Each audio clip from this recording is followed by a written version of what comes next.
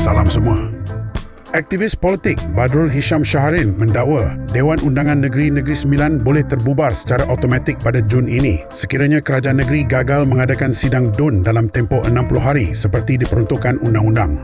Menurut Cikgu Bat, perkara itu timbul susulan dakwaan bahawa tempoh maksimum tanpa persidangan DUN semakin hampir tamat. Beliau berkata, jika sidang Dewan tidak diadakan dalam tempoh tersebut, maka DUN Negeri Sembilan boleh dianggap terbubar secara automatik mengikut peruntukan Undang-Undang Tubuh Kerajaan Negeri.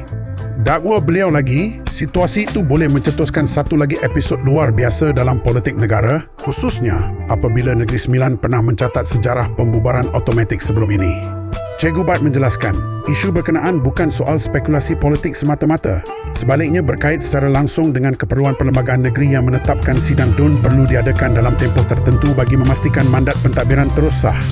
Beliau turut mempersoalkan sama ada kerajaan negeri akan mengambil langkah segera memanggil sidang DUN atau membiarkan keadaan tersebut berlarutan sehingga membawa kepada pembubaran automatik. Kenyataan itu kini mula menjadi perhatian apabila suhu politik negara semakin hangat menjelang kemungkinan pilihan raya. Pemerhati politik melihat dakwaan Cikgu Bat itu boleh memberi tekanan kepada kerajaan negeri untuk segera menjelaskan kedudukan sebenar tempoh persidangan DUN Negeri Sembilan. Sekian dulu. Jangan lupa like, share dan subscribe Politico.my.